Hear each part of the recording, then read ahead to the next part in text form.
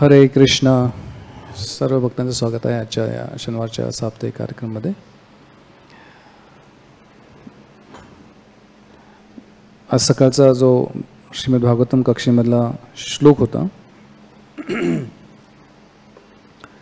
ज्यामध्ये ब्रह्मदेव खूप छान प्रकारे भगवंतांना प्रार्थना करतात, जे आपण सकाळी चर्चा केली होती.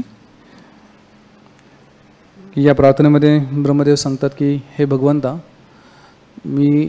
आपण मला दिलेली जी काही सेवा आहे ती सेवा करत असताना, सेवा केल्यानंतर दोन्ही परिस्थितीमध्ये मला कुठल्याही प्रकारचा अभिमान, गर्व, अहंकार मनामध्ये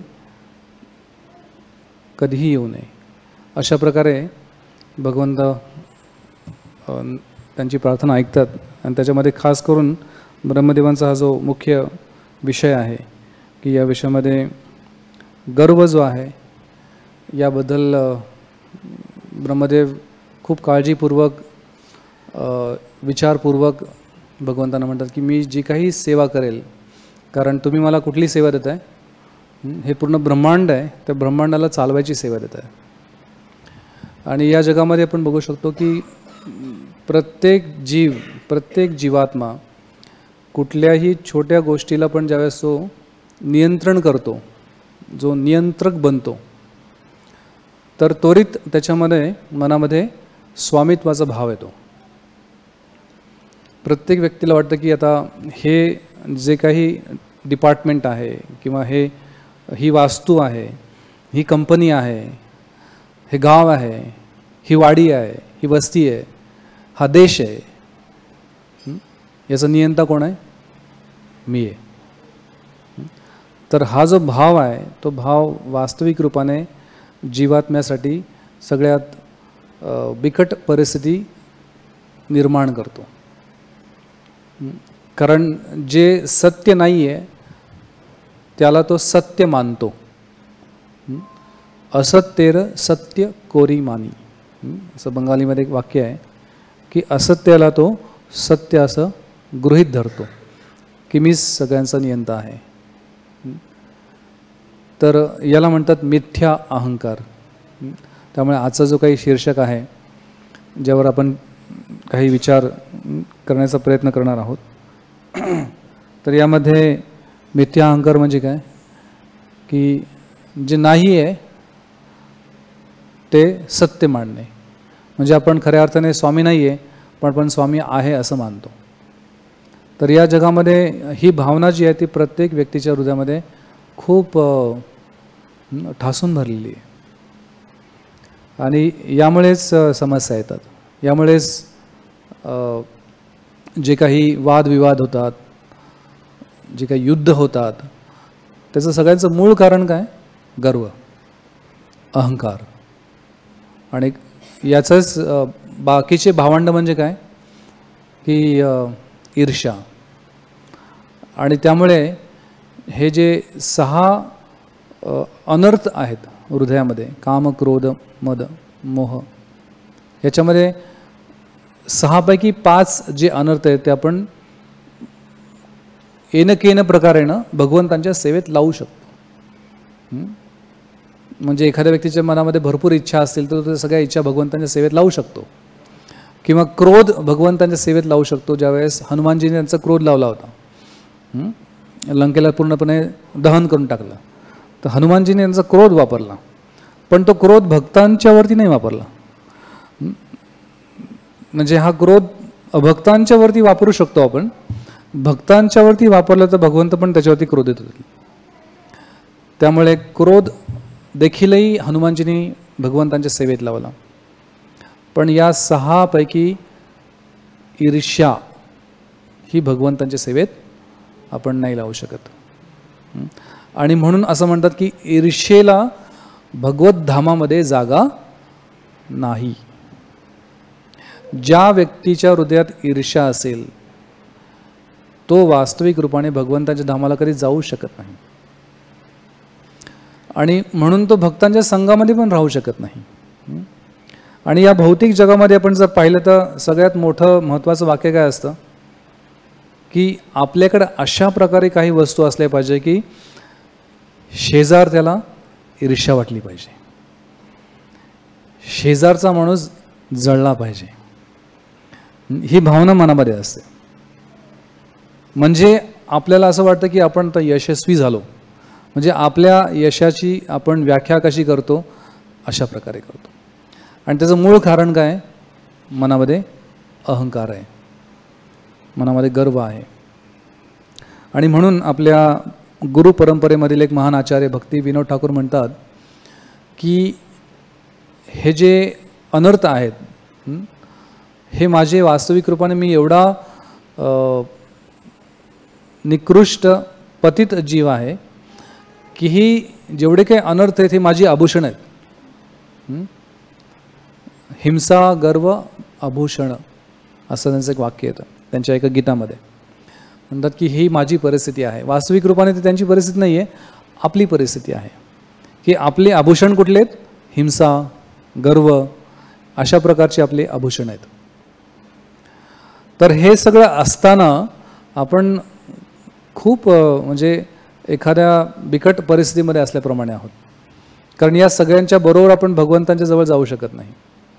कारण ईशोपनिषदामध्ये म्हटलं आहे की अश्नाविरम अपापविद्धम, की भगवंतांच्या जवळ पाप कधी जाऊ शकत नाही. अपापविद्धम म्हणजे जो पापी व्यक्ती आहे तो भगवंतांच्या जवळ जाऊ शकत नाही. आणि सगळ्यात मोठं पाप कुठलं आहे, एका दृष्टीने पाहिलं या विषयाच्या अनुसार तर ज्या व्यक्तीच्या मनामध्ये गर्व आहे, ज्या व्यक्तीच्या मनामध्ये अहंकार आहे, ज्या व्यक्तीच्या मनामध्ये ईर्ष्या आहे, हे सगळ्यात मोठं पाप आहे. कारण अहंकारामुळेच आपण भगवंतांच्या धामातनं इथे पडलो आहोत. अहंकार म्हणजेच काय की स्वामी बनण्याची इच्छा, आणि ह्या इच्छेमुळेच आपण भगवंताच्या धामातनं वैकुंठामध्ये इथं आलो. कारण आपल्याला नियंत्रक बनायची इच्छा होती किंवा भगवंतांच्या अधीन न राहण्याची इच्छा होती की मी या व्यक्तीबरोबरच का राहायचं, हाच व्यक्ती माझा स्वामी का, मी स्वामी का नाही बनू शकत. तर या इच्छेमुळे आपण या ठिकाणी या भौतिक जगात आलो आहोत. भगवंतांच्या मनामध्ये कुठल्याही प्रकारची ईर्ष्या नाही आहे, भगवंतांच्या मनामध्ये कुठल्या प्रकारचा अहंकार नाही आहे. त्यामुळे भगवंत काय म्हणतात, जर अशी तुझी इच्छा असेल, तुला अनुभव घ्यायचा असेल, तू जाऊ शकतोस. म्हणजे भगवंतांच्या मनामध्ये ईर्ष्या नाही आहे, अभिमान नाही आहे, आणि भगवंतांना आपली आवश्यकता पण नाही आहे. कारण ब्रह्मदेव काय म्हणतात ब्रह्मसंहितेमध्ये, लक्ष्मी सहस्त्र सतसंभ्रम सेव्य मानव, की भगवंतांची सेवा करण्यासाठी सहस्त्रावधी कोट्यावधी लक्ष्मीजी वैकुंठामध्ये आहेत. आणि त्या सगळ्यांच्या मनामध्ये इच्छा आहे की मी कशा प्रकारे भगवंतांची सेवा करेल. आणि आपणच असे दुर्भाग्यशाली जीव आहोत की आपण काय विचार केला की मला सेवा नाही करायची. हे झालं आपलं एक शिंग. वास्तविक रूपाने आपण असुरांचं चित्र बघतो, काढतो, लहानपणी पण काढलेलं आहे. तर असुर म्हणजे काय, राक्षस म्हणजे दोन शिंग आहेत त्याला. पण हे दोन शिंग म्हणजे कुठले आहेत, हिंसा आणि गर्व. तर ही कदाचित हे शिंग दिसणार नाही आपल्याला, पण आपल्या सूक्ष्म रूपामध्ये आपल्यामध्ये आहे ते. आणि त्या इच्छेमुळेच आपण या जगामध्ये आलो आहोत. तर हे गर्व आणि अभिमान पचवणं एवढं सोपं नाही आहे. त्यामुळे खूप छान कथा येते. आपल्याला सर्वांना माहिती आहे की सूरदास भगवंताचे खूप महान भक्त होते. तर एकदा ते गोवर्धन परिक्रमा करत होते, आणि गोवर्धन परिक्रमा करताना तिथे अजून एक थोडा कमी अनुभवी, भगवंतांच्यावरती जास्ती अवलंबित आहे असा प्रयोग करणारा तिथे एक भक्त होता. आणि समोरून एक पिसाळलेला हत्ती जोरात धावत असतो. आणि त्या क्षणाच्या वेळेस, आता सूरदास भगवंतांचे शुद्ध भक्त आहेत, त्यांनी बरेच भगवंतांच्या बद्दल बरंच काही लिहिलेलं आहे. ते दोघंही होते तिथे. तर त्यामध्ये सूरदास तिथून पळून एका झाडावरती चढतात, जे झाड जवळच होतं, आणि हा जो भक्त असतो तो सरळ उभा राहतो आणि भगवंतांना स्मरण करतो, हे भगवंता, तुमची इच्छा असेल तर मला काहीच होणार नाही, आणि पूर्णपणे डोळे झाकून प्रणाम करून तिथे उभा राहतो. आणि हत्ती जवळ येतो, हत्ती एकदम त्या जवळ येऊन तिथे थांबतो आणि पुन्हा निघून जातो. तर हा प्रसंग पाहिल्यानंतर आता ह्यांचे जेवढे काही शिष्य होते ते सगळे भ्रमित झाले की अरे आपले गुरुजी तर पळून गेले आणि हा व्यक्ती तर इथं थांबलाय, हा जास्ती महान असेल मग कदाचित. तर त्यावेळेस त्यांना विचारतात की तुम्ही असं का केलं. तर ते 2 मुद्दे सांगतात खूप छान. म्हणतात की जर आपल्या जीवनामध्ये संकट आलं तर भगवंताने दिलेल्या बुद्धीचा वापर करून आपण सोपा उपाय जो असेल तो आपण स्वीकार करू शकतो. आणि मला काय वाटलं सगळ्यात सोपा उपाय कुठला आहे, तो हत्ती येतो तर बाजूला व्हावं, बाजूला होऊन तिथे झाड असेल तर त्या झाडाच्या पाठीमागे आपण उभं राहू शकतो. हा सगळ्यात सोपा उपाय होता जो आपल्या बुद्धीचा वापर करून आपण करू शकतो. पण दुसरा मुद्दा खूप छान प्रकारे सांगतात ते म्हणतात की दुसरं महत्त्वाचा मुद्दा आहे की हा जो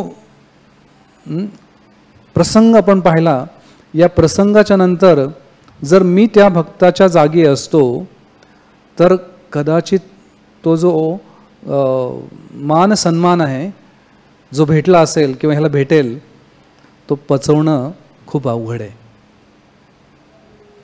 त्यामुळे मी बाजूला आलो की सगळे लोक काय म्हणतील की अरे भगवंतानी ह्याला वाचवलं स्वतः, आणि हा जो काही गौरव जो आहे त्या गौरवाला पचवणं एवढं सोपं नाही आहे. तर हा दुसरा मुद्दा खूप महत्त्वाचा होता की यामुळे ते म्हणतात की मी इथून बाजूला झालो.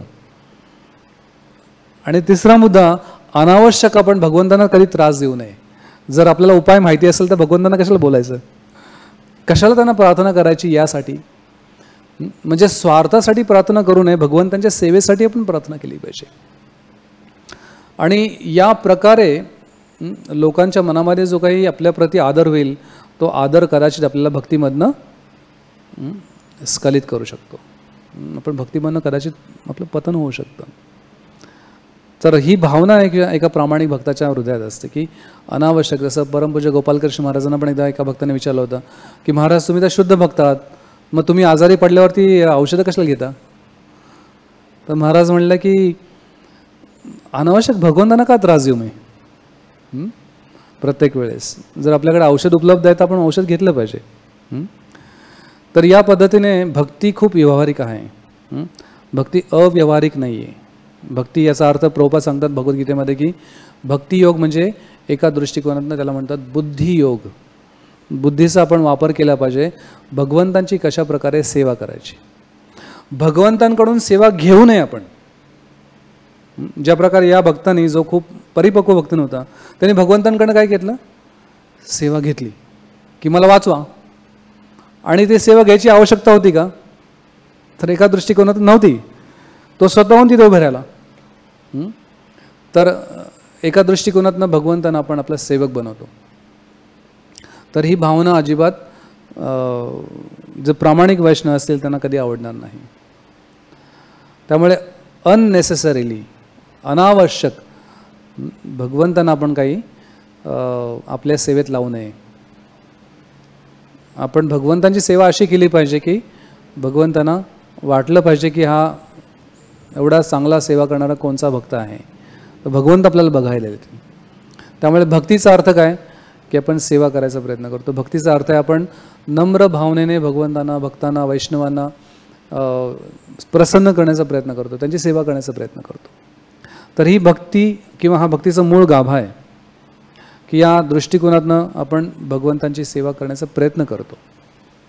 त्यामुळे जो प्रामाणिक भक्त हे स्वीकार करतो की मी भगवंतांचा शाश्वत दास आहे, तर याला म्हणतात सत्य अहंकार. मिथ्या अहंकार म्हणजे काय, मी भगवंत आहे किंवा मी स्वामी आहे, हा मिथ्या अहंकार आहे. पण मी भगवंतांचा सेवक आहे हा खरा अहंकार आहे. त्यामुळे आत्मा अहंकारापासून मुक्त नाही होऊ शकत. पण म्हणजे अहंकार म्हणजे वास्तविक रूपाने आपली एक स्वतःची ओळख. त्यामुळे आपण जर बाहेर पाहिलं तर बाहेर लोकांना विचारतो आपण की सर आपण कोण आहात, तो लगेच खिशात हात घालून त्याचं कार्ड काढतो, मी या कंपनीचा मालक आहे. तर हे सांगण्यामध्ये प्रत्येकाला खूप गर्व वाटतो. परवा एका मुलांच्या कार्यक्रमामध्ये गेलो कॉलेजमध्ये, तिथे पण एक मुलगा मला भेटला. तो म्हणला मी या कॉलेजचा व्हिडिओग्राफीचा इन्चार्ज आहे. म्हणजे किती इच्छा असते, स्ट्रॉंग इच्छा असते लगेच सांगायचं की मी असं असं आहे. तर या पद्धतीने जर पाहिलं आपण तर प्रत्येक व्यक्तीच्या हृदयामध्ये ही स्ट्रॉंग ठासून भरलेली एक इच्छा आहे की कशा प्रकारे मी माझं अस्तित्व, माझं प्रभुत्व हे प्रस्थापित करेल. आणि हा भाव जो आहे त्याला आपण म्हणतो मिथ्या अहंकार, जो भगवंतांना अजिबात आवडत नाही. कारण भगवंत स्वतःच किती साधे आहेत. जर आपण भगवंताचं प्रत्येक वैशिष्ट्य पाहिलं तर भगवंत एकदम साधं जीवन जगतात. ज्या प्रकारे आपण बघू शकतो की भगवंतांच्याकडे जे वाद्य आहे ते पण खूप सिंपल आहे, बासरी. भगवंतांचा जो काही पोशाख आहे, भगवंत धोती आणि कुर्ता घालतात, तो पण एकदम सिंपल आहे. भगवंतांचं आभूषणं पण आहेत, ती पण खूप साधारण आहेत. ऑफकोर्स भक्त त्यांना चांगल्या प्रकारे सजवायचा प्रयत्न करतात, पण वृंदावनमध्ये जे कृष्ण आहेत ते एकदम सिंपल आहेत. भगवंतांना आवडतं की त्यांचे भक्त गोपमित्र त्यांना साध्या वृंदावनमधल्या पर्वतांमधला जो काही रंग आहे, मातीचा रंग आहे, वेगवेगळ्या मातीचे रंग आहे तिथे वृंदावनमध्ये, तर त्या रंगाने भगवंतांना डेकोरेशन करतात ते, आणि भगवंतांना ते आवडतं. भगवंत वृंदावनमध्ये चप्पल घालून पण फिरत नाहीत. त्यामुळे एकदा यशोदामाई म्हणतात की अरे कान्हा असं नको करूस, तू चालताना जर तुझ्या पायामध्ये काही खडे टोचले तर मला खूप दुःख होईल. तर कृष्ण काय म्हणतात, ठीक आहे, जर मला चप्पल द्यायची असेल तर माझ्या सगळ्या गायींना पण चप्पल द्यावं लागेल. आणि भगवंतांच्या किती गायी होत्या? 9 लाख गायी होत्या. 9 लाख × 4 36 लाख चप्पल बनवावं लागतील. तेवढं शक्य नव्हतं. आणि हा भाव भगवंतांचा ऐकल्यानंतर तिथल्या गायींनी काय केलं?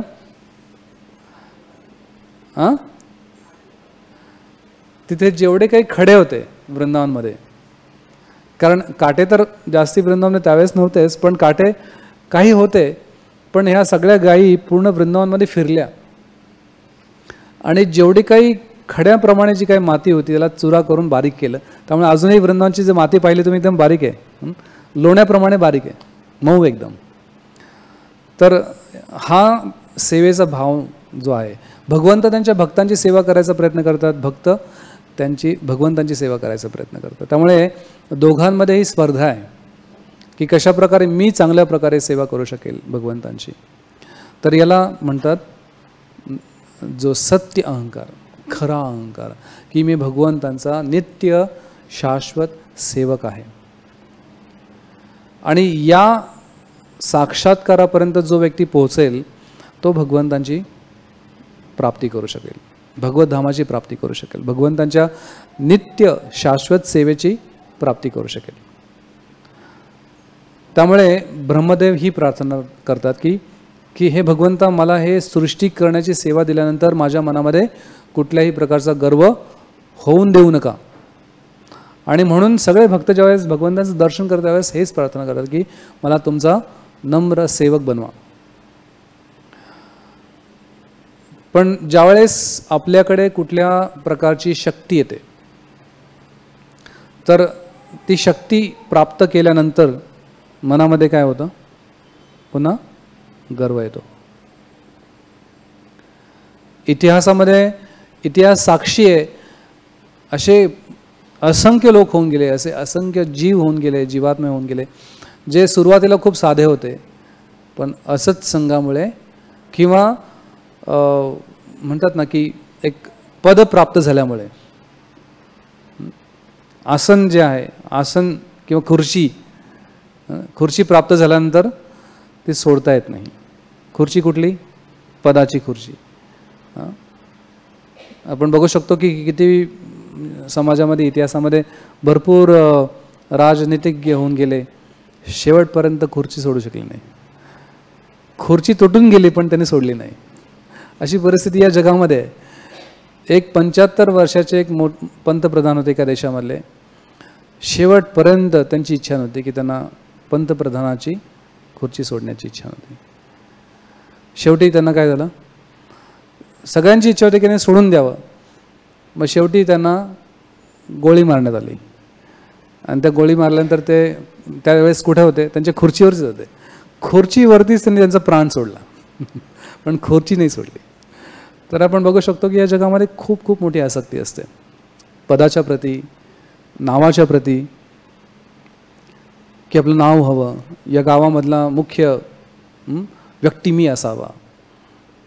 तर प्रत्येक व्यक्तीचं कुठून ना कुठून जर पाहिलं, आपण थोडंसं उखरून पाहिलं, तर त्याच्यामध्ये काय सापडेल? त्याची एक इच्छा असते, स्वामी बनण्याची इच्छा असते. आणि ही इच्छा कशामुळे येते? आपल्याकडे काहीतरी असतं आणि आपल्या दृष्टिकोनातून ती गोष्ट खूप मोठी असते, पण बाकीच्या लोकांच्या दृष्टिकोनातनं ती गोष्ट खूप नगण्य असते. श्रील भक्तिसिद्धांत ठाकूर एक कथा सांगतात की एक तलाव होता. त्या तलावामध्ये बरेच बेडकं होती. पाण्यामध्ये बेडकं असतात. तर त्यातला एक बेडूक होता, तो थोडासा बलशाली होता आणि त्याचं एक मोठं सद्भाग्य असेल की त्याला एक दिवशी काय होतं, 4 आणे सापडतात.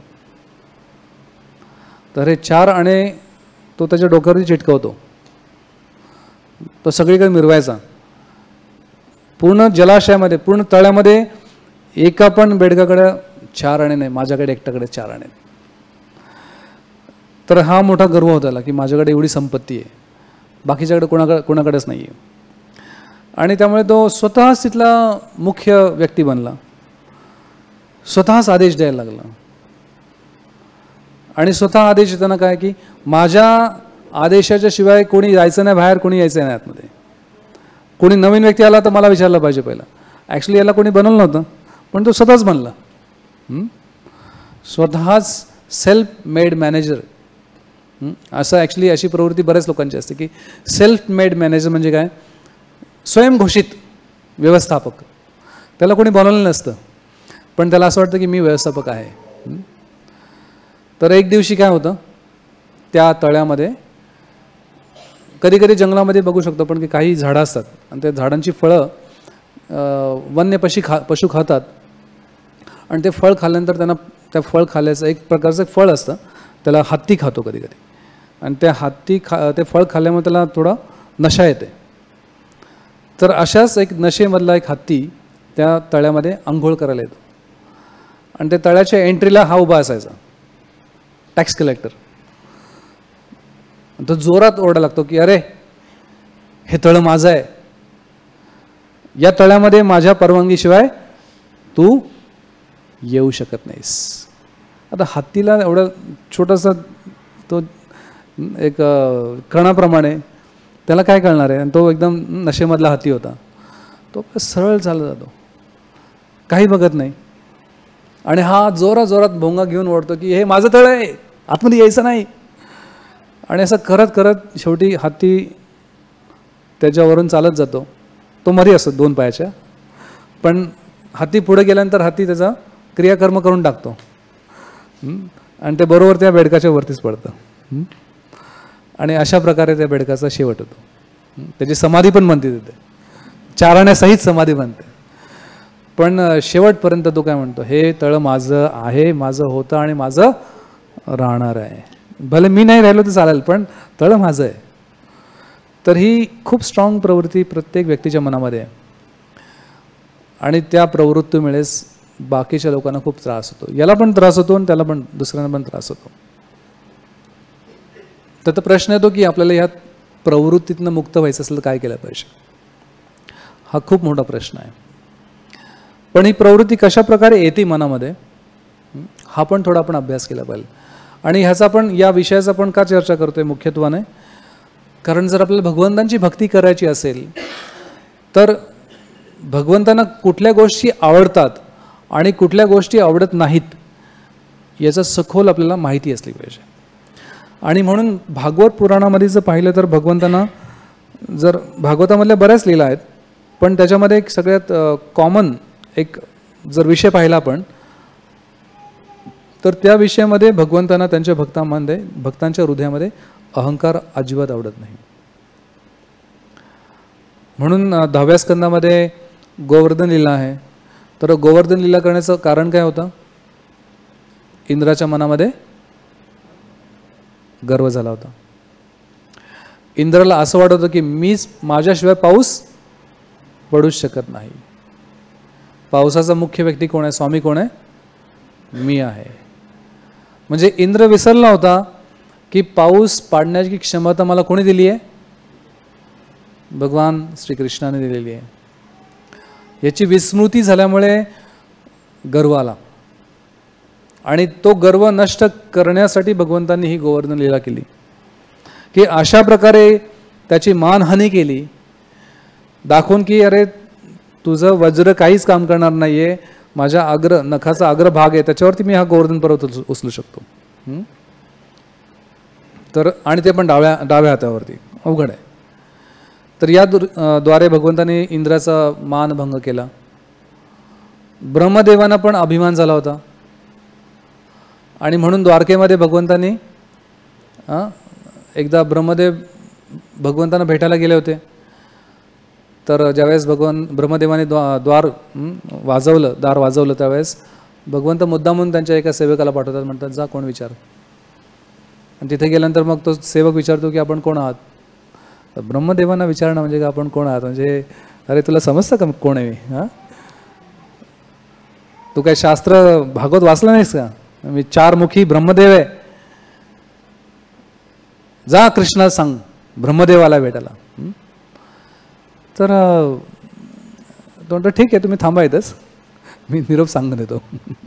आणि हे सहन करणं ब्रह्मदेवांना खूप खूप कठीण होतं. त्याच्यापेक्षाही कठीण परीक्षा काय भगवंत करतात त्यांच्या भक्तात.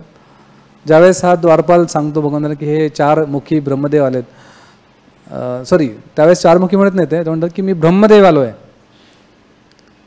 तर भगवंत सांगतात की कुठले ब्रह्मदेव? तर हा द्वारपाल पुन्हा जातो, म्हणतो की कृष्ण विचारतात की तुम्ही कुठले ब्रह्मदेव आहात? आणि हे ऐकल्यानंतर ब्रह्मदेवाला थोडं विस्मयित होतात आणि थोडा राग पण येतो. आणि कारण तो एक गर्व असतो की ह्या पूर्ण ब्रह्मांडाचा स्वामी अधिपती मी आहे. तर त्यावेळेस ब्रह्मदेव म्हणतो की 4 मुखांचा ब्रह्मा आलेला आहे. तर कृष्ण म्हणतात ठीक आहे त्यांना पाठवा आतमध्ये.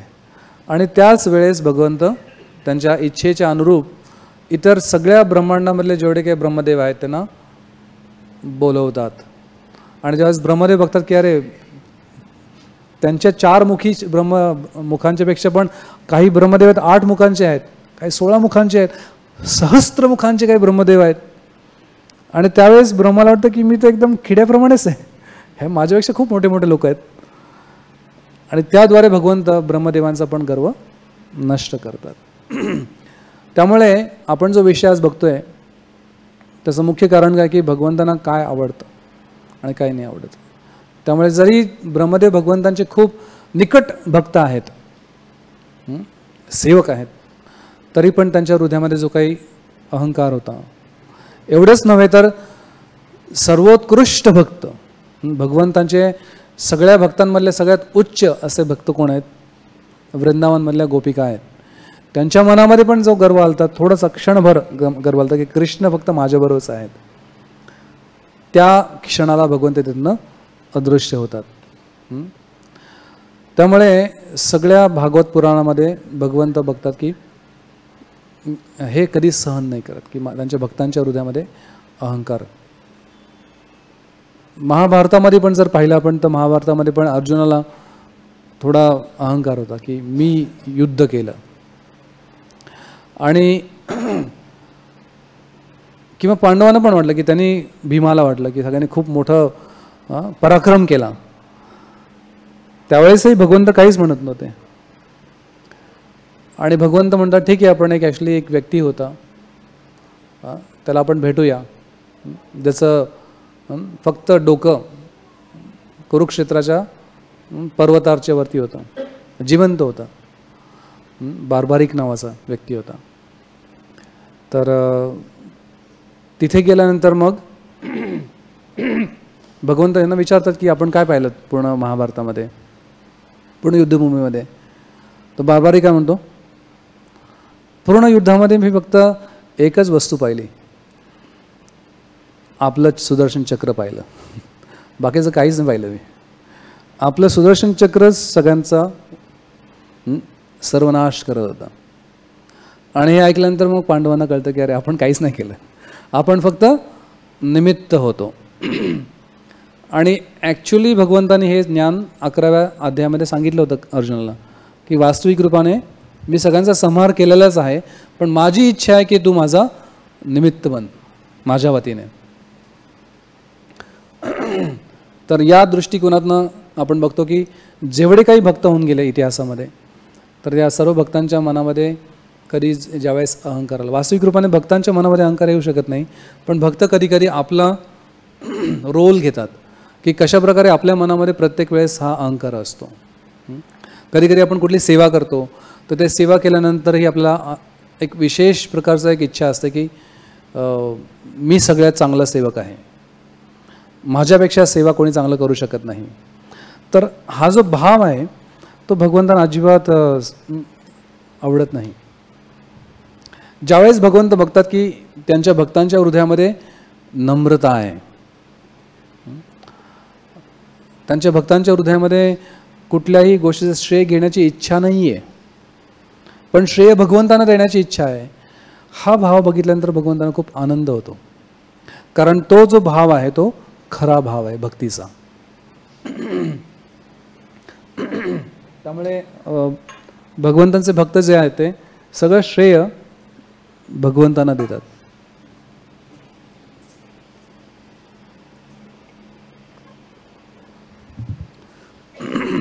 तर या कथेमध्ये एक अजून एक कथा येते अहंकाराच्या प्रसंगामध्ये. भगवंतांचा वाहक कोण आहेत, गरुड. तर गरुडजींचा जन्म सगळ्यांना माहिती आहे कशा प्रकारे झाला. ही कथा खूप छान कथा आहे. तर या कथेमध्ये आपण बघू की कशा प्रकारे कधी कधी आता म्हणजे भगवंतांचे डायरेक्ट वाहक आहेत, ते म्हणजे सगळ्यात निकट असणारा व्यक्ती आहे भगवंतांचा, पण कधी कधी निकट असल्यामुळे पण त्याच्या मनामध्ये एक मोठा गर्व होऊ शकतो. जसं इतिहासामध्ये कधी पूर्वीच्या काळी पण काही काही वेळेस आपण बघतो की काही संत प्रवास करायचे आणि त्यावेळेस काही असं गाड्या नव्हत्या, त्यावेळेस काही गुरं होती, काही कधी कधी गाढवाला घ्यायचे, खेचराला घ्यायचे. तर एक संत पण असं एक खेचर होतं, त्या खेचरावरती बसून जायचे, प्रत्येक गावात जायचे आणि गेल्यावरती त्यांचं गावामध्ये आगमन होताच सगळे लोक त्यांचा खूप मोठा आदर सत्कार करायचे, त्यांना वेलकम करायचे, त्यांचा पाहुणचार करायचे, मोठं गाजावाजात त्यांचं एकदम स्वागत व्हायचं. तर प्रत्येक गावामध्ये जाताना अशा प्रकारचं स्वागत होत असे. पण त्या स्वागताच्या वेळेस ते संत तर त्याला काही स्वीकार करायचे नाही, भगवंतांच्या वतीने ते स्वीकार करायचे.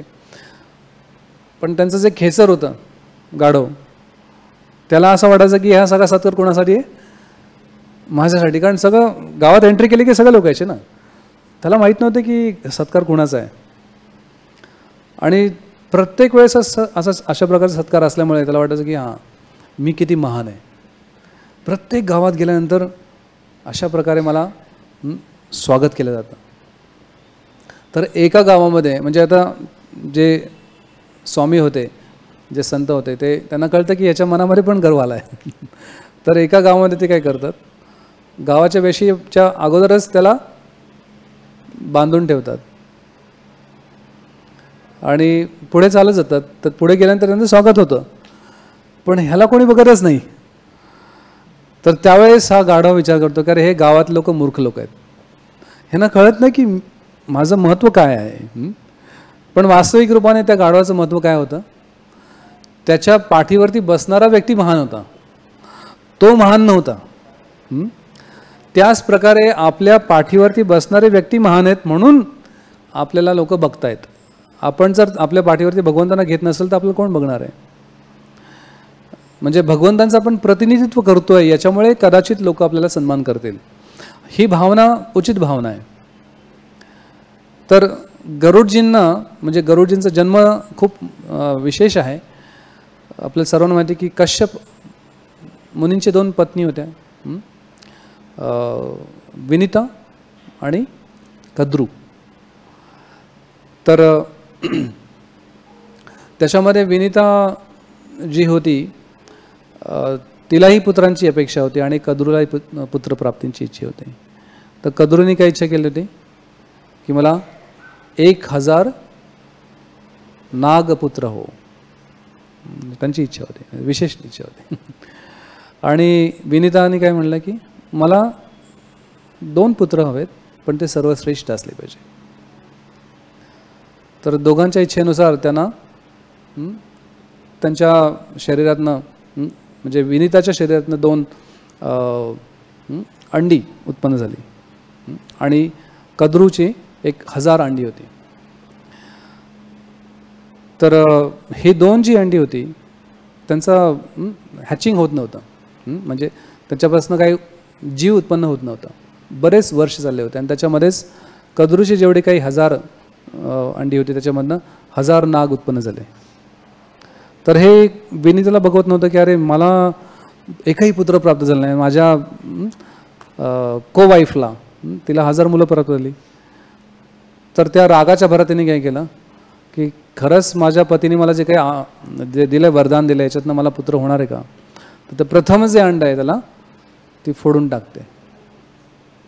तर त्याच्यातनं एक पुत्र जन्माला येतो पण त्याचं अर्ध शरीर घडलेलं नव्हतं. त्यामुळे कमरेच्या खालचा भाग जो होता तो अधू होता.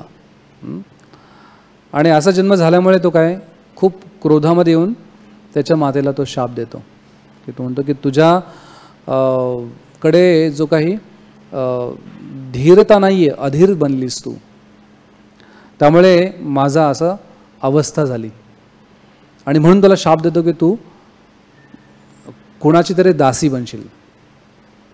आता हे कोणाची त्यांनी सांगितलं कोणाची बनणार आहे. पुढे जाऊन ती कोणाची दासी बनते? कद्रूची दासी बनते. तिच्याच को वाईफला काय म्हणतात? सावत्र पत्नी ना, सावत्र. हां ओके, तुम्हाला समजलं असेल. तर त्या कद्रूची ती दासी बनते पुढे जाऊन.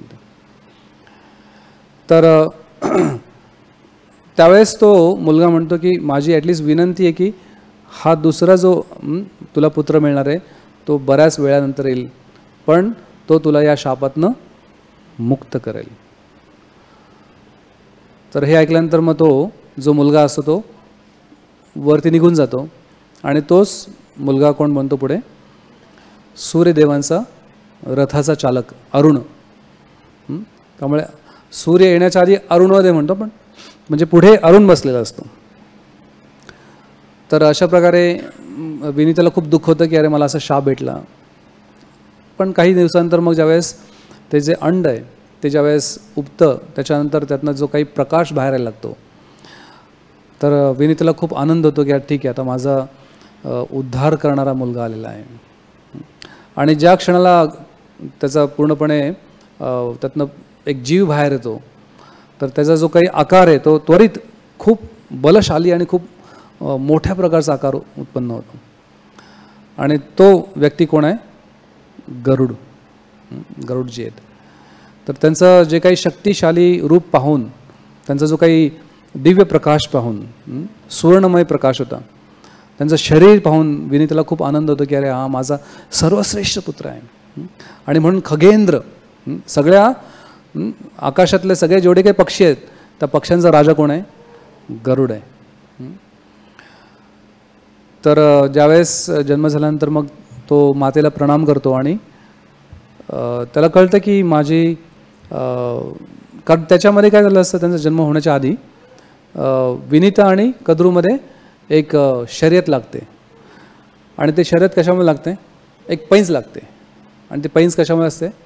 जो इंद्राचा जो काही घोडा आहे उच्चश्रव, तर या घोड्याला बघतात ते एकदा या दोघी पण, आणि विनिता म्हणते की हा घोडा पूर्णपणे पांढऱ्या रंगाचा आहे. तर कद्रूला तिला फसवायचं होतंच, तिला दासी करून घ्यायचं होतं. तर कद्रू काय म्हणते, नाही पूर्ण पांढरा नाही आहे, त्याची शेपटी काळी आहे. तर विनिता म्हणते नाही शेपटी पांढरीच आहे, आणि ॲक्च्युली पूर्ण उच्चश्रवा पूर्ण पांढरा घोडा आहे, त्यावरती एक पण स्पॉट नाही आहे, स्पॉटलेस घोडा आहे तो. तर त्याच दिवशी रात्री, कारण तो दररोज यायचा त्या जलाशयापाशी, तर कद्रू तिच्या मुलांना सांगते की कारण सगळे काळे नाग होते, तर तुम्ही पाण्यातनं जाऊन त्या उच्चश्रवाच्या घोड्या शेपटीवरती चढून बसा. आणि दुसऱ्या दिवशी काय होतं, ठरल्याप्रमाणे सगळे जे काही 1000 नाग आहेत त्या उच्चश्रवाच्या शेपटीवर जातात. आणि कद्रू विनिताला म्हणते की बघ, मी म्हणले होते की याची शेपटी काळी शेपटी आहे. तर त्याची पैज काय होती, जो हारेल तो दासी बनेल. मग तिला विनिताला दासी बनावं लागतं. आणि गरुडजींना हे समजतं की माझी आई माझ्या सावत्र आईची दासी आहे, आणि त्यामुळे मी पण माझ्या भावांचा दास आहे. तर त्यावेळेस गरुडजी विचार करू लागतात की माझ्या आईला मी कशा प्रकारे दास्यत्वातनं मुक्त करू शकेल. आणि त्यावेळेस त्यांची खूप हेळसांड व्हायची, त्यांना खूप अपमान व्हायचा. त्याच्यासमोर त्यांच्या आईचा अपमान करायचे त्याचे सावत्र भाऊ जे असेल. आणि एक दिवशी त्या सगळ्या भावांची इच्छा होती की त्यांना एका दुसऱ्या ठिकाणी, जे देवतांचं एक क्रीडेचं स्थान होतं, मंदार पर्वत, त्याच्या ठिकाणी त्यांना एक पिकनिक करायची होती. तर मुद्दामून जे गरुडाचे जे सावत्र भाऊ असतात नाग, ते विनिताला सांगतात की तू आमच्या आईला पाठीवरती घेऊन जायचंस, आणि तू काही जास्ती शक्तिशाली नाही आहेस, आम्ही जर बसलो तुला जाता येणार नाही, त्यामुळे आम्ही तुझ्या मुलाच्या पाठीवरती बसून येईल. तर हा खूप मोठा अपमान होता गरुडांचा. तरी पण गरुड काही करू शकत नव्हते, कारण ते दास होते. तर पण तरी पण तो राग आल्यामुळे काय करतात गरुडजी, त्या सगळ्यांना घेऊन आकाशामध्ये खूप उंचावर जाऊन एवढ्या जवळ जातात सूर्याच्या, की जेवढे काही 1000 नाग होते सगळे जळून खाली पडतात. आणि त्यावेळेसच ते त्यांच्या मातेला म्हणतात की अरे माते, मला आम्हाचं संरक्षण कर की आम्ही जळतोय. आणि त्यावेळेस कद्रू इंद्राला प्रार्थना करते की तू कृपा करून लगेच वर्षाव कर. तर इंद्र पाऊस पाडतो, आणि त्यामुळे सगळे नाग जे आहेत ते वाचतात. तर यानंतर गरुडाची शक्ती त्यांना समजते की अरे गरुड खूप शक्तिशाली आहे. तर गरुडजी म्हणतात की ठीक आहे, मी असं काय करू शकतो तुमच्यासाठी की जेणेकरून तुम्ही माझ्या आईला तिच्या दास्यत्वातनं मुक्त करू शकाल. आता हे ऐकल्यानंतर त्यांना समजतं की हा गरुड काही साधारण व्यक्ती नाही आहे, खूप बलशाली आहे. मग ते विचार करतात, आणि विचार करून म्हणतात की ठीक आहे, जर तू आम्हाला स्वर्गातलं अमृत दिलंस तर आम्ही तुझ्या आईला पण मुक्त करून टाकू आमच्या आईच्या दास्यत्वातून, आणि तोही मुक्त होशील. तर आणि ते अमृत आणणं एवढं सोपं नव्हतं. तर गरुड म्हणतात ठीक आहे, मी तुम्हाला अमृत देऊ शकेल, पण त्या दिवशी त्या क्षणाला ज्यावेळेस तुम्हाला अमृत देईल त्यावेळेस तुम्ही माझ्या आईला तिच्या दास्यत्वातनं मुक्त केलं पाहिजे. आणि सरळ थेट गरुडजी निघतात स्वर्गाच्या दिशेने. तर जाताना त्यांची आई म्हणते की ठीक आहे, जाताना तू काय कर, तुला भूक लागेल कारण एवढा मोठा प्रवास आहे, तर तू हिमालयामध्ये जा, आणि हिमालयामध्ये एक हत्ती आणि एक कासव आहे, त्यांचं हजारो वर्षापासून भांडण चालू आहे, तर दोघांनाही खाऊन टाक, जेणेकरून तुला भरपूर शक्ती मिळेल भरारी मांडण्यासाठी. आणि हिमालयावर जाऊन ते त्या दोघांनाही खातात गरुडजी. आणि पुढे जाऊन पुढे 40,000 60,000 एक ऋषी असतात एका झाडावरती. ॲक्च्युली त्या ऋषींच्या यज्ञामुळेच गरुड देवांचा जन्म झाला होता. तर त्या ऋषींचं पण संरक्षण ते करतात, त्यांची सेवा करतात, आणि त्याच्या पुढे मग ते स्वर्गामध्ये जातात. आणि स्वर्गाच्यावरती एंट्री केल्यानंतर, तिथं आक्रमण केल्यानंतर तिथले जेवढे काही द्वारपाल होते ते बघतात की अरे कुठला तरी बलशाली काहीतरी पक्षी आलेला आहे. त्याचा विशाल काय शरीर पाहून ते इंद्राला सूचित करतात की आपल्यावरती आक्रमण होतं आहे. आणि त्यावेळेस इंद्र 1000 देवांना पाठवतो गरुडाबरोबर युद्ध करण्यासाठी. आणि गरुड फक्त त्याचा पंख हलवतो आणि पंखाचा हलवल्यामुळे तिथली जेवढी काही धूळ होती स्वर्गामधली जमिनीवरची, ती धूळ खूप प्रचंड प्रमाणामध्ये त्याचा एक मोठं धुक्याप्रमाणे सगळा प्रसंग होऊन जातो तिथे. आणि जेवढे काही 1000 देव होते ते तरीही त्यावेळेस इंद्रदेवाला विनंती करतात की तुम्ही आम्हाला ह्याच्यातनं मुक्त करा जेणेकरून आम्ही त्याच्यावर युद्ध करू शकतो. इंद्र वायुदेवांना म्हणतात की तू सगळं जेवढा काय धुराळा ओढला आहे तो ओढून घे. आणि त्यामुळे पुन्हा सगळ्या गोष्टी स्पष्ट होतात. आणि हे सगळे 1000 देव जे असतात ते गरुडावरती आक्रमण करतात. आणि या आक्रमणाच्या वेळेस गरुड फक्त त्यांच्या पंजांनी सगळ्यांना उचलून फेकून देतात. तर ही शक्ती पाहिल्यानंतर इंद्र पण घाबरून जातो की अरे हा तर एकदमच विशाल काय, कारण अजून कोणी त्यांना पाहिलं नव्हतं गरुडांना. ही पहिली एंट्री होती गरुडाची स्वर्गामध्ये जन्मानंतर. तर इंद्राला समजतं की हा तर खूपच बलशाली आहे, याला कोणी परास्त करू शकत नाही. आणि त्याच वेळेस पुन्हा गरुड हवा पसरवतात आणि सरळ थेट ज्या ठिकाणी अमृताचा कलश होता तिथे जातात. पण तिथे पण इंद्राने अग्नी आणि सूर्यदेवांना सांगितलं होतं की तुम्ही याचं संरक्षण करा अग्नीच्या माध्यमातून. तर ज्यावेळेस गरुडजी आतमध्ये प्रवेश करायला लागतं त्यावेळेस त्यांना खूप मोठा दाह होतो त्याचा. तर त्यांचं शरीर जळायला लागतं. त्यावेळेस त्वरित गरुडजी विचार करतात की ठीक आहे मी काय केलं पाहिजे. आणि त्यांचा बुद्धीचा वापर करून ते 80,000 त्यांची मुख प्रकट करतात. म्हणजे त्यांची खूप मोठी एक अद्भुत शक्ती पण होती.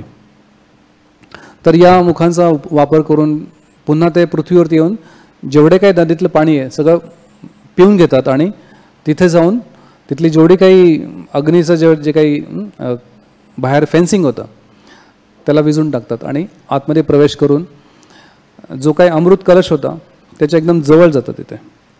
पण तिथेही इंद्राने एक युक्ती केली होती. तिथे एक मोठं यंत्र बसवलं होतं आणि त्या यंत्रावरती 2 ब्लेड्स होते. तर त्या ब्लेडपाशी कोणीच जाऊ शकत नव्हतं. तर गरुडजी त्यावेळेस विचार करतात की आता पुढे काय केलं पाहिजे. आणि त्वरित त्यांचा आकार जो आहे तो छोटा करून त्या ब्लेडच्या खाली जातात. ते यंत्र वरून होतं आणि खाली कलश होता आणि त्या कलशाच्या जवळ 2 विषारी नाग होते. तर गरुडजी एकदम सूक्ष्म रूप धारण करून खाली त्या कलशापर्यंत पोहोचतात. त्या नागांनाही मारून टाकतात आणि ते कलश हातात घेऊन ते जे यंत्र होतं ते यंत्राच्या मध्यभागून बाहेर येतात. आणि ज्यावेळेस त्या यंत्राच्या रिंगपाशी गरुडजी येते त्यावेळेस त्यांचा आकार पुन्हा वाढवतात आणि ते यंत्राचे तुकडे पडून पूर्णपणे नष्ट होऊन जाते यंत्र. तर हे सगळं भयंकर असा प्रसंग बघून सगळे देवी देवता पूर्णपणे घाबरून जातात की अरे हा कोण असा व्यक्ती आहे आणि हे अशा प्रकारे कार्य करून एका क्षणामध्ये सगळं घेऊन गेले. आणि हे युद्ध होताना हा प्रसंग स्वयं भगवान विष्णू बघत होते. आणि विष्णू भगवंत बघतात आणि त्यांचा पराक्रम बघतात गरुडाचा आणि त्यांच्या समोर प्रकट होतात भगवंत. तर की अरे म्हणजे भगवंत खूप इम्प्रेस होतात की गरुडाने ज्या प्रकारे युद्ध केलं होतं. तर हे युद्ध बघून भगवंत स्वयं खूप प्रभावित होतात गरुडाचं शौर्य बघून. आणि त्यावेळेस गरुडजी त्यांना आशीर्वाद मागतात की मला काही आशीर्वाद द्या तुम्ही. तर भगवंत आशीर्वाद देतात. त्यावेळेस एक एक्स्ट्रा आशीर्वाद देतात की तू माझा सारथी बनशील. आणि हे ऐकून गरुडाला खूप आनंद होतो की अरे वा माझं भाग्य आहे की मला भगवंतांचं सारथ्य करायला मिळेल, भगवंतांना माझ्या पाठीवरती घेऊन जायला मिळेल. खूप मोठी म्हणजे भेट होते ती. पण गरुडजी म्हणतात की मी ती सेवा करेल पण आता मला महत्त्वाची सेवा करायला जायचं आहे, आईची सेवा करायची. आणि तो कलश घेऊन ते जात असताना त्यावेळेस इंद्र खूप क्रोधामध्ये येऊन वज्राचा प्रहार करतात. तर वज्र खूप शक्तिशाली शस्त्र आहे इंद्राचं. पण ज्यावेळेस त्याचा प्रहार गरुडाच्यावरती होतो त्यावेळेस गरुडांना काहीच होत नाही. तर आपण कल्पना करू शकतो की गरुडांची शक्ती काय असेल की वज्राचा एक कणमात्रानं काही त्रास होत नाही. पण गरुडजी त्यांचा पंखामधला एक पीस सोडून देतात हे म्हणून की हे इंद्रा तुझं वज्र मला काहीच करू शकत नाही पण हे वज्र भगवंतांच्या युक्तीमुळे बनलेलं आहे, म्हणून त्याचा सन्मान करण्यासाठी मी माझा एक पीस सोडून देतोय. तर हे सगळं बघितल्यानंतर इंद्र समजतात की हा एकदमच वेगळा व्यक्ती आहे, यांना कोणी हरू शकत नाही. तर त्यावेळेस इंद्र स्वयं जाऊन त्यांना म्हणतात की मी तुम्हाला विनंती करतो की तुम्हाला तर काय मी कुठलाच व्यक्ती कुठलाही देवीदेवता तुम्हाला हरू शकत नाहीत, पण माझी विनंती की तुम्ही हे अमृत कलश जो आहे तो कृपा करून नागांना देऊ नका.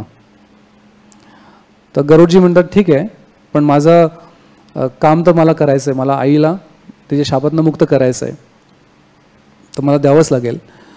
पण मी ज्यावेळेस देईल त्यावेळेस मी नागांना सांगेल की तुम्ही हे अमृत प्राशन करण्याच्या आधी स्नान करून या, आणि त्यावेळेस तुम्ही येऊन चोरून घेऊन जाऊ शकता. म्हणजे गरुड बुद्धिमान पण होते की त्यांनी ती युक्ती लावली, आणि ठरल्याप्रमाणे ज्यावेळेस नागांनी पाहिलं की गरुडाने हे अमृत आणलेलं आहे, अमृत घेतल्यानंतर ते म्हटलं की ठीक आहे तुम्ही घेऊ शकत नाही, तुम्हाला स्नान करावं लागेल. आणि त्या काळामध्ये इंद्राने ते पुन्हा चोरलं.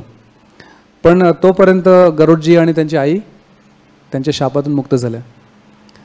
पण त्याच्यानंतर भगवंतांची सेवा करायला सुरू केल्यानंतर त्यांचा जो काही मान सन्मान होता की आता भगवंतांचे ते वाहक बनलेत.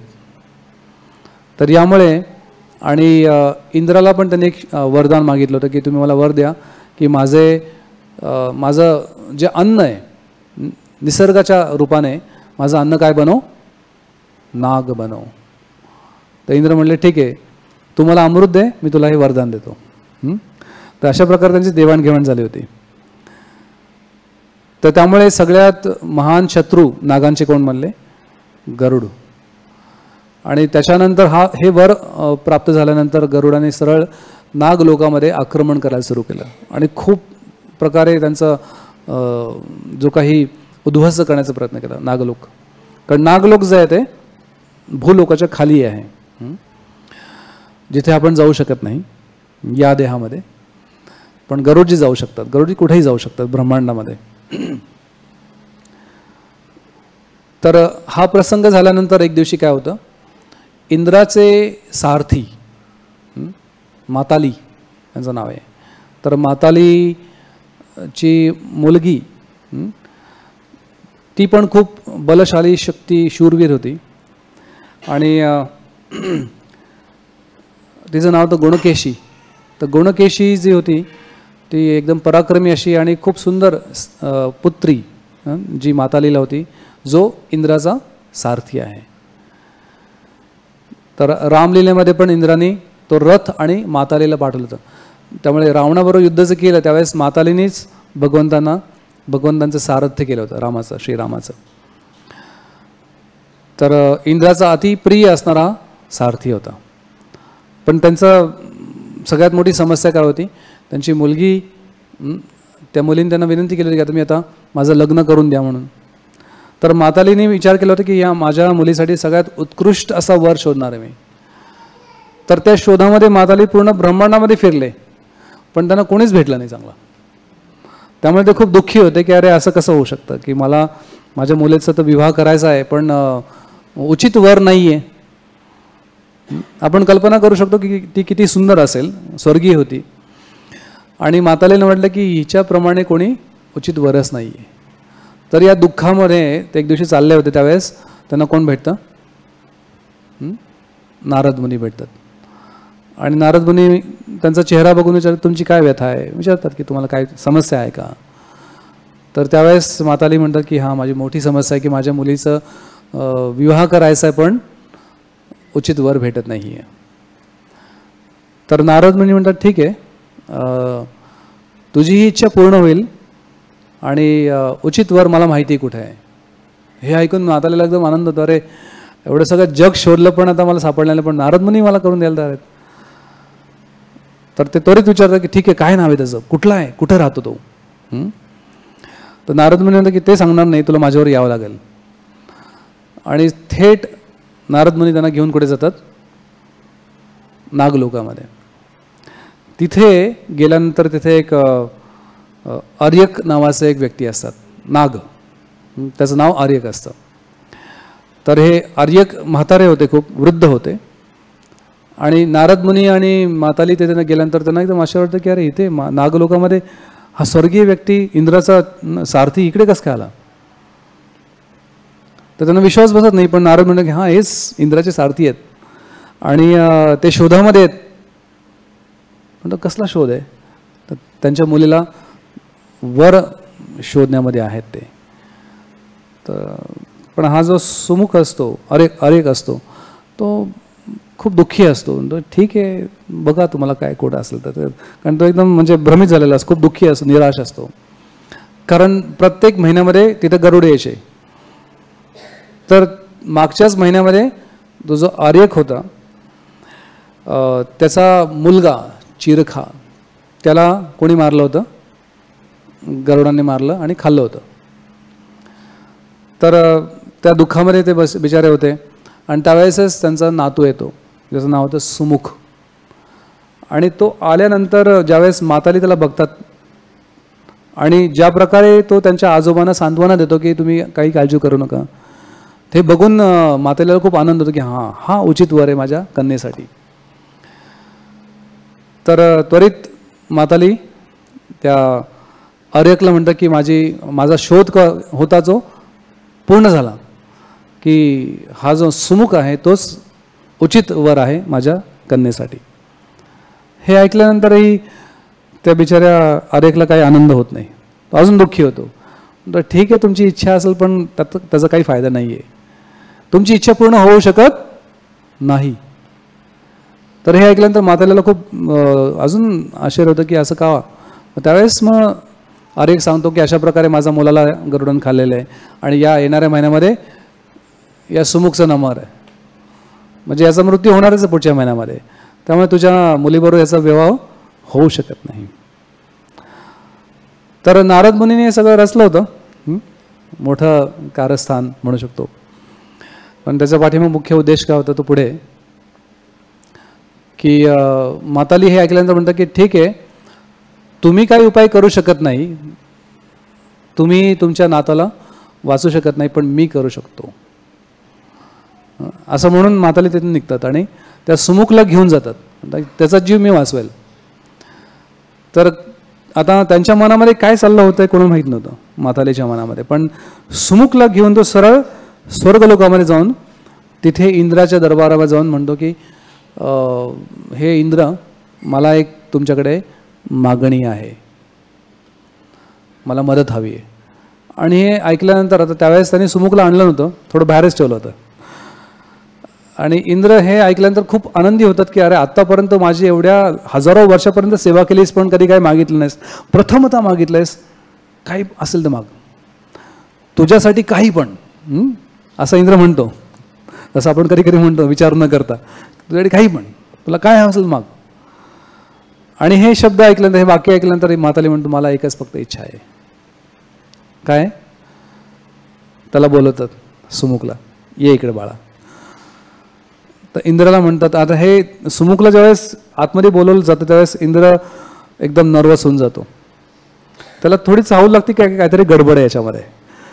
आणि गडबड काय होती की सुमुख जो होता तो नाग होता.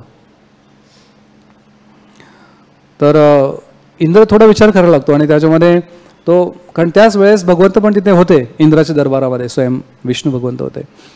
आणि इंद्र विचार करायला लागतो की आता पुढे काय होणार आहे. आणि त्या भावनेमध्येच भगवंतांना बघतात, घनश्याम भगवंत तिथे होते, या भावनेने की तुम्ही माझी मदत करा, आता काहीतरी संकट येणार आहे. तर माताली म्हणतात की माझी एकच इच्छा आहे की तुम्ही या सुमुखला अमृत द्या. आणि इंद्राला तेच नको होतं. इंद्र त्यावेळेस पूर्णपणे भयभीत होऊन जातो की त्याला माहिती होतं की मागच्या वेळेस काय झालं होतं, की आपण गरुडाला थांबवायचा प्रयत्न केला आणि त्या थांबवण्याच्या प्रयत्नामध्ये काय झालं होतं आणि काय किती म्हणजे पूर्णपणे परास्त झालं होतं का देवता आणि खूप त्रास झाला होता. आणि जर आता मी जर त्याला अमृत दिलं तर मग माझा मृत्यू निश्चित आहे गरुडाच्या हाताने. तरी पण आता त्यावेळेस इंद्रदेव विचार करतात आणि भगवंतांच्याकडे जाऊन म्हणतं की तुम्हीच मी काय केलं पाहिजे याचं ज्ञान द्या. आणि हे ऐकून भगवंतही इंद्राकडे बघून स्मित हास्य करतात आणि म्हणतात की सगळ्या देवतांचा राजा तू आहेस, त्यामुळे तुला काय केलं पाहिजे ते तूच ठरवायचंस, मी सांगणार नाही तुला काय करायचं. आणि असं बोलल्यानंतर एक वाक्यही बोलून जातात की माझ्या दृष्टिकोनातून ही जी गुणकेशी आहे तिच्यासाठी उचित वर हाच आहे, पण आता निर्णय काय घ्यायचा आहे तो तुला घ्यायचा आहे, मी नाही निर्णय घेऊ शकत तुला.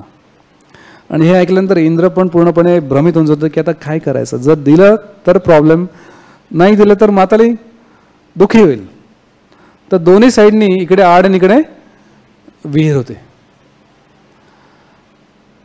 पण ज्यावेळेस तो भगवंतांचं हे शेवटचं वाक्य ऐकतो की माझ्या दृष्टिकोनातनं हा विवाह चांगला आहे आणि यामध्ये हा सुमुख चांगला व्यक्ती आहे आणि गुणकेशीसाठी हा चांगला पती होऊ शकतो, हे ऐकल्यानंतर त्यांना समजतं की ठीक आहे, म्हणजे मी काय केलं पाहिजे, भगवंतांची ही इच्छा आहे पण भगवंत डायरेक्ट बोलत नाही आहेत, तर ते सरळ जाऊन अमृत कलश घेऊन त्याच्यासमोर जातात. आणि ज्या क्षणी अमृत घेऊन इंद्र सुमुखच्या समोर येतो त्यावेळेस एक मोठा आवाज येतो. त्या राज्यसभेचा जो दरवाजा होता तो तुटून बाहेर फोडून आतमध्ये रागामध्ये गरुडजी प्रवेश करतात.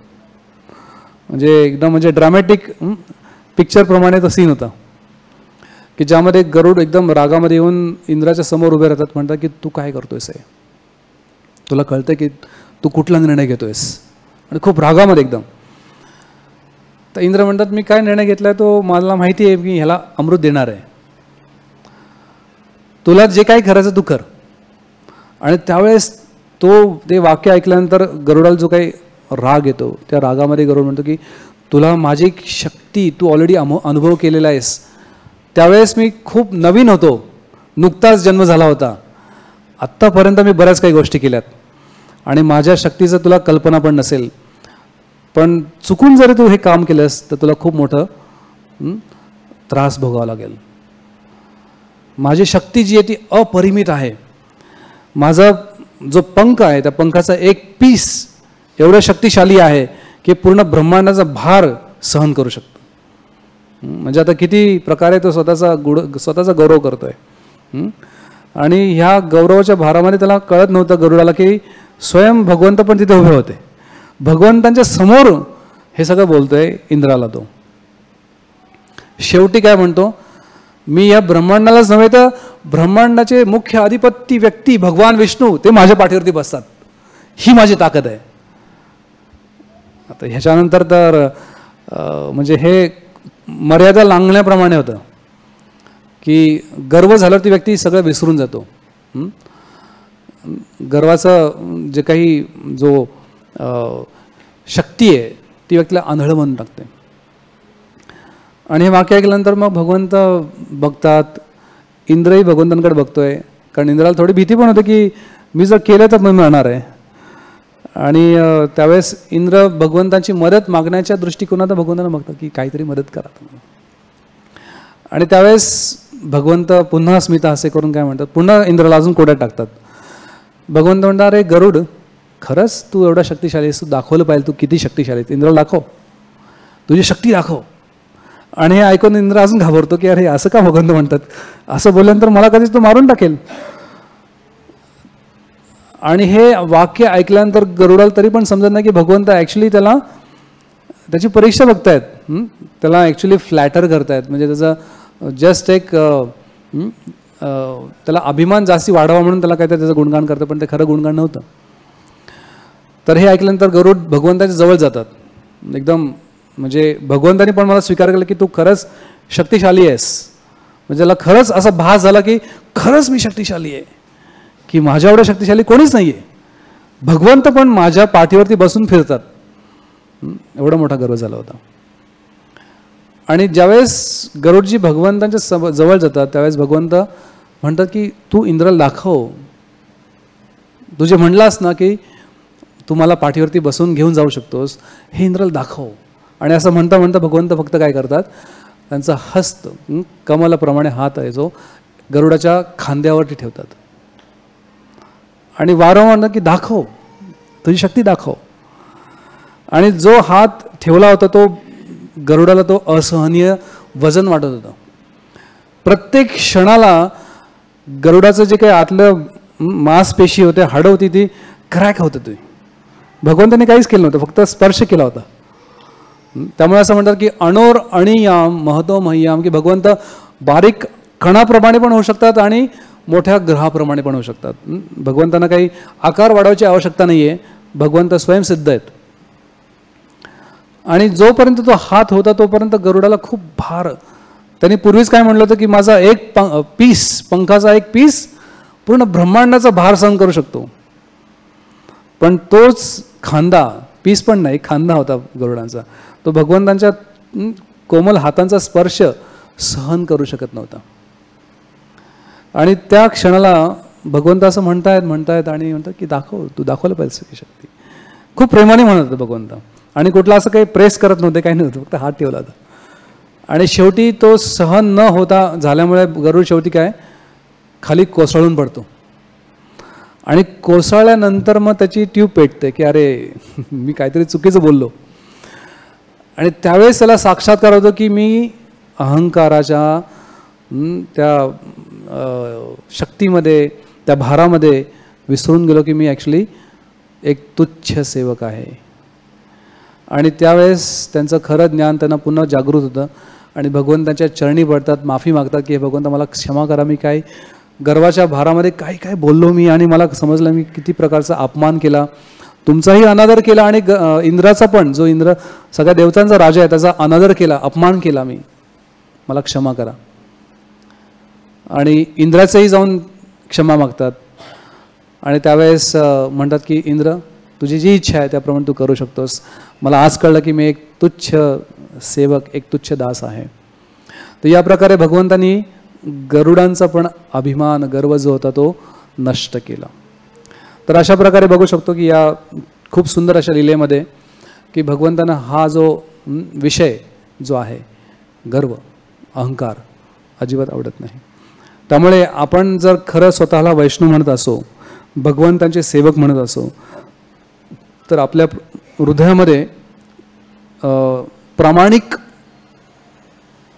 नम्रता असली पाहिजे, प्रामाणिक कृतज्ञता असली पाहिजे.